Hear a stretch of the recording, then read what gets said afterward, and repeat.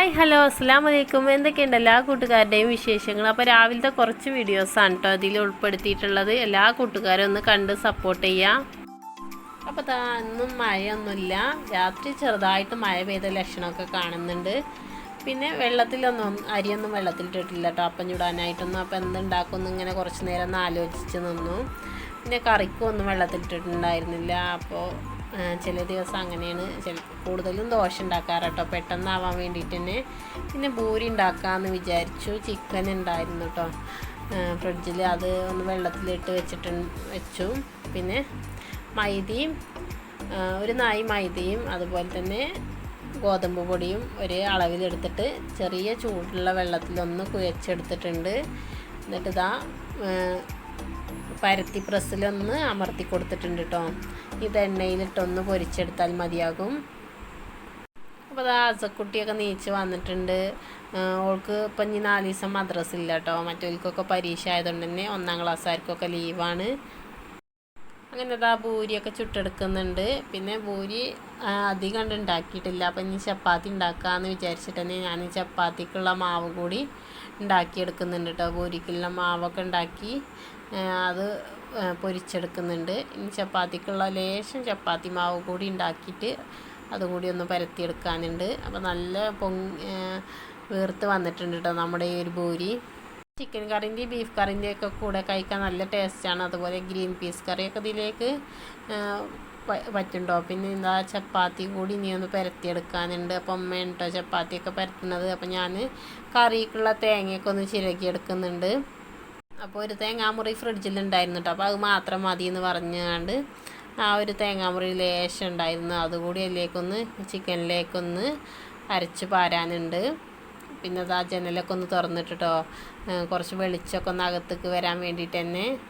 നല്ല വെയിലുണ്ട് കേട്ടോ, നല്ല കാലാവസ്ഥ തന്നെയായിരുന്നു. അപ്പോൾ ചപ്പാത്തിയും കൂടി ഒന്ന് ഗ്യാസുമ്പോൾ തന്നെ അധികം ചപ്പാത്തി ഒന്നുമില്ല, ഒരു 8-10 ഒക്കെ തന്നെ ഉള്ളൂ. അപ്പോൾ ആ ചപ്പാത്തി കൂടി ഗ്യാസുമ്പോൾ ചുട്ടെടുത്തിട്ടുണ്ട്. പിന്നെ മക്കൾക്കൊക്കെ ചായ കൊടുത്തിട്ടോ. പനിക്കുട്ടൻ ആ ഒരു സമയത്ത് തന്നെ മദ്രസയിലെ പരീക്ഷയൊക്കെ കഴിഞ്ഞ് വന്നിട്ടുണ്ടായിരുന്നു. ചായക്കടിയാണ് ഒരു 8 മണിക്കാണ് കേട്ടോ ചായയൊക്കെ കുടിക്കുന്നത്. ആ ഒരു സമയത്ത് തന്നെ പനിക്കുട്ടനും വന്നിട്ടുണ്ടായിരുന്നു. ഓന് ചായയും കടിയൊന്നും കഴിക്കാതെയാണ് പോയിട്ടുണ്ടായിരുന്നത്. ഒരു 6:30ക്കാണ് ഓന് പരീക്ഷ. ഒരു 5:45 കൂടി എണീറ്റ് 5:05 5:10 അവന് പോവാറുണ്ട്.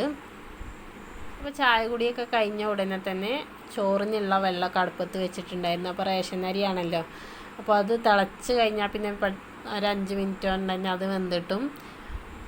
അപ്പോൾ നമ്മുടെ ചോറൊക്കെ വെന്ത് വന്നിട്ടുണ്ട്. അപ്പോൾ അതൊന്ന് ഊറ്റിയെടുക്കുകയാണ്. അപ്പോൾ ഈ ഒരു സമയത്ത് തന്നെ അസക്കുട്ടി നേരത്തെ ഒരുങ്ങുക കേട്ടോ. അവൾക്ക് പിന്നെ സ്കൂളിലെയും പിന്നെ മദ്രസക്കില്ല ഒരുക്കങ്ങനെ. അപ്പോൾ വെള്ളം അതിൻ്റെ ഒക്കെ റെഡിയാക്കിക്കൊണ്ടാന്ന് പറഞ്ഞ് മുടി വാർന്നുണ്ടാന്നൊക്കെ ഇങ്ങനെ പറഞ്ഞ് ഇതാക്കുന്നുണ്ട്. അപ്പോൾ ഞാനൊരു പണിയെടുത്ത് വെച്ചാൽ അത് മുഴുവനാക്കാതെ ഇട്ട് പോകണത് ഭയങ്കര മടിയാണ്. അപ്പോൾ ഞാനൊന്നെടുത്ത് ഇങ്ങനെ എടുത്തോണ്ട് നിൽക്കുന്നുണ്ടോ. പിന്നെ കുട്ടികളെ കാര്യമൊന്നും ചിലപ്പോൾ ശ്രദ്ധിക്കൂല. അപ്പോൾ അവളോട് ഇങ്ങനെ ഒന്ന് കഴിഞ്ഞിട്ട് ഇങ്ങനെ ഓടാൻ നിൽക്കുകയാണ്. അപ്പോൾ ഓൾക്ക് 2 കടി വേണമെന്ന് പറഞ്ഞ് സ്കൂൾക്ക് ചോറ്റിക്ക് കൂട്ടാൻ വേണമെന്ന് പറഞ്ഞിട്ടുണ്ടായിരുന്നു കേട്ടോ. അപ്പോൾ 2 പപ്പടം മതി എന്ന് പറഞ്ഞു. അങ്ങനെ പപ്പടമൊക്കെ ചെറുതായിട്ട് തന്നെ കട്ട് ചെയ്തിട്ട് ഒന്ന് പൊരിച്ചു കൊടുക്കുകയാണ്. അപ്പോൾ അസക്കുട്ടി അത് 2 പാത്രത്തേക്കും ആക്കി എടുക്കുന്നുണ്ട്.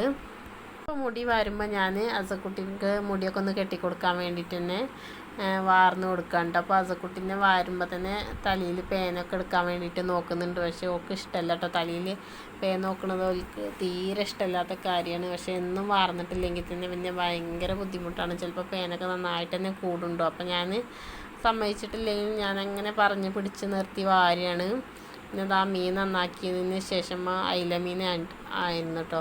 അതൊക്കെ നന്നാക്കിയതിന് ശേഷം അതിൻ്റെ വേസ്റ്റൊക്കെ അവിടെ ഇട്ട് കൊടുത്തിട്ടുണ്ടായിരുന്നു. അപ്പോൾ കാക്കകൾ വന്നത് ഒരു 10:30 ആകുമ്പോഴാണ് കേട്ടോ. 10:30ക്കാണ് ക്ലാസ് തുടങ്ങുക. അപ്പോൾ 10:15-നൊക്കെയാണ് ഞാൻ അവളെ കൊണ്ടാക്കാറ്. അപ്പോൾ ഒരു സമയത്ത് കൂടി അവൾക്ക് ചായയും കടിയൊക്കെ കൊടുത്തിട്ട് അവളിങ്ങനെ കഴിക്കണം. അപ്പോൾ ബാഗൊക്കെ ഇട്ട് കുറേ നേരമായിട്ട് നിൽക്കുന്നുണ്ട് കേട്ടോ.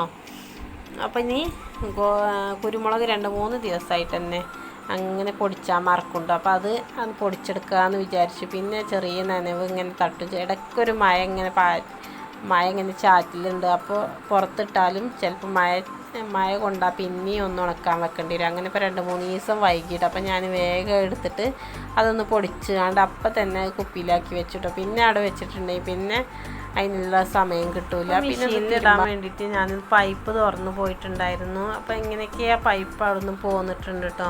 അപ്പോൾ ഞാൻ വന്ന് നോക്കിയപ്പോൾ ഈ ഇൻവേർട്ടറിൻ്റെ അതിലൊക്കെ വെള്ളം ഇങ്ങനെ കെട്ടി നിൽക്കുകയാണ്.